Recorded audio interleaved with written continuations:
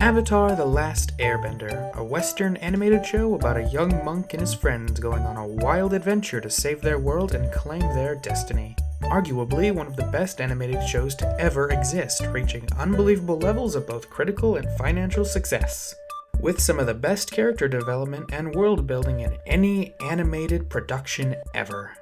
So it really shouldn't be a surprise that we were given a live-action remake. Twice. Because apparently live action is the ultimate form of storytelling, at least according to the Hollywood big boys, and they know everything. They said so themselves. But anyways, intro aside, what are my thoughts on the newest attempt at an Avatar live action remake? Well, I'm going to start off spoiler free, and then I'll warn you when we're getting into the more spoilery stuff. But just as a real quick summary, it's better than the first attempt, but still in no way comparable to the original. And if you were considering this as some sort of shorter substitute for the original, don't. Just don't. Now, why don't I like the show? Well, first off, they didn't do a particularly great job at condensing these episodes together. Basically, every episode of this remake is 5 or 6 other episodes from the original show smushed together, which ultimately leaves nothing properly developed. And the worst part about that, they could have avoided at least a little bit of it, because not only were they squishing Season 1 episodes together, they decided to take a bunch of stuff from Season 2 and squish it in there.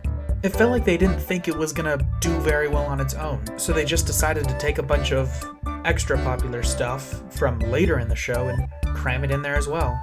So, as you can imagine, the pacing doesn't feel great, which becomes even more noticeable whenever we get to fight scenes, but for the opposite reason.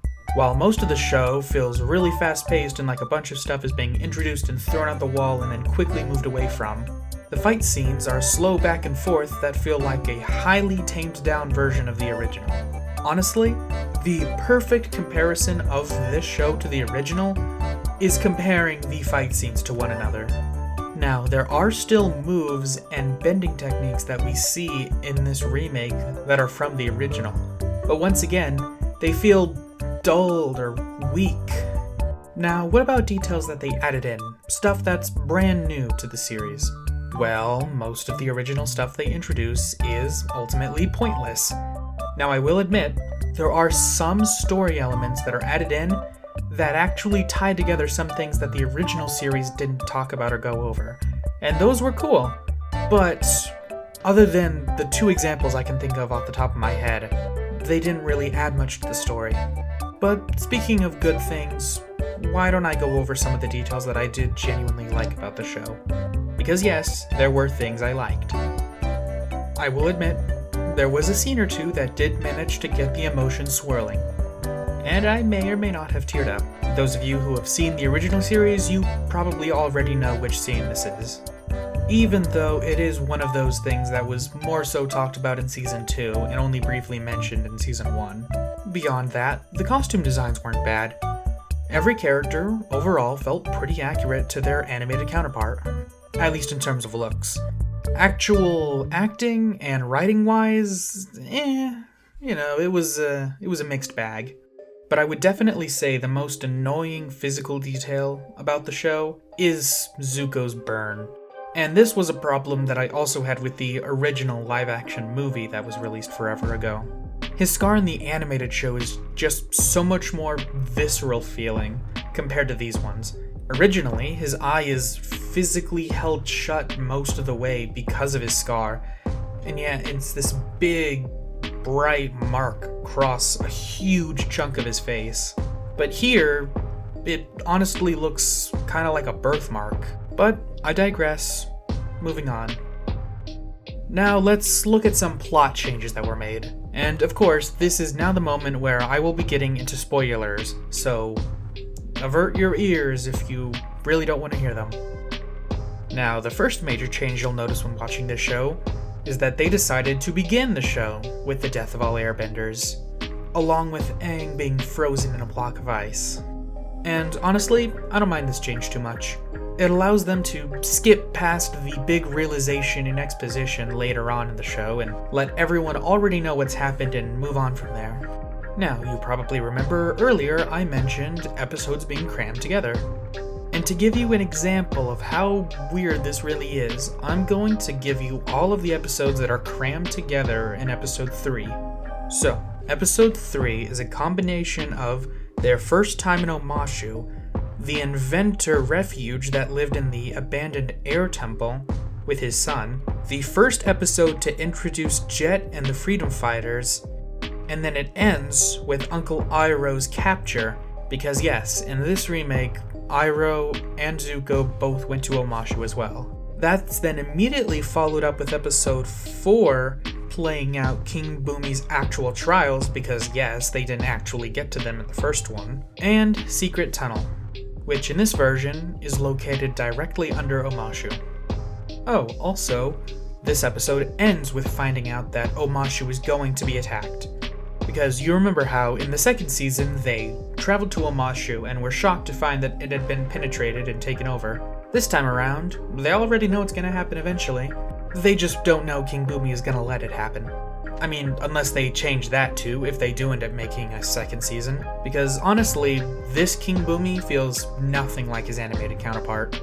Instead of messing with Aang and putting him through challenges to teach him that he's got to think outside the box, he instead just spends the whole time berating him about how he's doing an awful job and how he shouldn't have disappeared, and that it's the Avatar's duty to make the really hard choices. Oh, and Aang immediately found out he was Boomy, right before the challenges started. Which, I might add, are nothing like his original challenges. In fact, we don't even really get a clear distinction between Challenge 1, 2, and 3. They're just on their way to the arena to fight, and Aang doesn't know about it, and he's occasionally interrupted by something random. Oh, and something else they decided to bring over from Season 2 is Azula and her friends. For whatever reason, they really felt the need to neuter Zhao. In this version, Zhao doesn't come up with anything on his own. Instead, Azula tells him what to do, convinces the Fire Lord to send him extra resources, gets him promoted, and ultimately, it's the Fire Sages at the temple of Avatar Roku who show him the scrolls that teach Zhang that the spirits can be found and killed. Because this time, there doesn't seem to be a library. I mean, they could still introduce it, but seeing as they decided to randomly throw the owl into a random part of the forest while they were in the spirit world, and then they completely erased the part where Zhao found out about the spirits in the library, I think it's safe to say that the library isn't going to happen. Or at least not the way we think it is. And when Azula isn't trying to help Zhao, she's working on training to prove herself to her father, who appears to be purposefully convincing her that he thinks Zuko is better than her in order to push her to be even better. Which is interesting, but ultimately it feels like Azula's character has been completely changed in that sense. Instead of being the clear favorite child who's experienced from day one and is the clear, true successor that Ozai wants, she's instead basically just trying to desperately prove herself to her father so she'll accept him as the better choice. Oh, and her friends, they do absolutely nothing, which I guess is because they don't even leave the Fire Nation. None of them do. Because, you know, they have nothing to do in the story at that point. They don't even know why they're here. Her friends essentially just follow her around all day, talking about how perfect she is, and once or twice showing fear to just how strong she is. Which leads nicely over to talking about another character, Aang, and primarily about the fact that this doesn't really feel like Aang, which I think has to do with the fact that the director, before the show was released, talked about how they wanted Aang to have a more focused plan and trajectory of what he was doing. They wanted him to goof off less early on in the show, even though him goofing off and messing around is a key aspect to his character. I mean, the whole point of the random little adventures early on is because he's just desperately trying to live out a normal life as a kid without worrying about being the Avatar.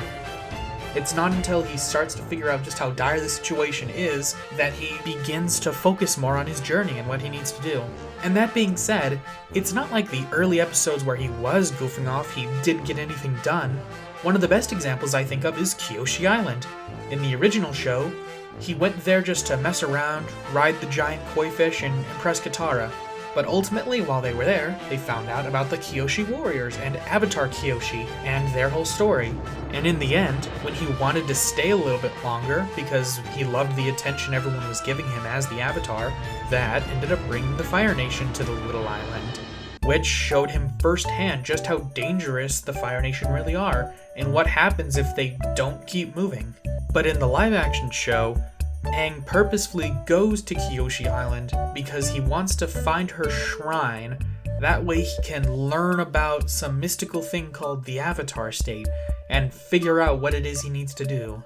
And while there, Avatar Kyoshi gives him a vision which tells him about some ominous tragedy that's going to take place in the north that he doesn't know anything else about. Which is what ultimately, in this version, gets them set on the path to the north. Instead of Aang, Katara, and Sokka choosing to go to the North Pole so that way Aang and Katara could learn waterbending, in this version, because Aang is given a random vision and is told that he needs to go there to stop a tragedy. Oh, and by the way, Aang doesn't waterbend once in this entire season. Not once. And I don't just mean, oh, they don't show it on screen, but he still practices, or oh, he just doesn't fight with it. No. He doesn't start waterbending at all, meaning that they're planning on going into the next season, Aang's still only an airbender, and beginning his waterbending training, which is weird, because the first episode of the original series of Season 2 began their journey on taking Aang to meet an earthbending teacher. So who knows, if they are given another season, I guess we'll just have to wait and see what they do with it. But anyway, sorry, I kind of got sidetracked there. Back to Aang being a goofball. Or supposedly, at least. Because throughout this entire show, every character loves to harp on the fact that Aang shouldn't be goofing off. He should be focused on his journey. He should stop messing around like he always has. But in the actual show, he never has time to goof off. He never takes them on random adventures or goes to see random things or puts off this or that. He's basically always on his mission to go do what it is he needs to do, go where he needs to go, or meet who he needs to meet. So we're only ever told about him being a goofball who messes around. We never actually get to see any of it, which, I don't know if you know this, but that's not a very good way of illustrating a character. Oh, and as a random little cherry on top of a scene that I just remembered happens near the very end, Azula uses lightning bending in a not nearly as interesting visual way, I will add, and I think everyone will agree on that, in order to show how angry she is at her father by shooting the palace. Yep, no build-up, no lead-up, no hints with Uncle Iroh as to lightning being a potential form of bending for firebenders. Just, she gets mad, takes a stance, and boom, she's got lightning in her hands. So, all in all, after recollecting my thoughts, was the show worth it? No. In no way was this remake necessary or worth it. The bad far outweighs the good, and it's just another example of this modern age obsession of live action being superior to animation. Maybe we should just put the money we would put into these remakes and live action adaptations into new original pieces of media. But hey, maybe that's just me. Well, thanks for coming along with me through this little bit of a rant. If you liked this video, check it out. I've got more videos popping up on screen right now, probably. And hey, if you enjoyed the video, maybe like and subscribe. That would be nice. Or, if you have differing opinions than me, go ahead and write them down in the comments below. I'd love to hear from you. Well, enjoy the rest of your day.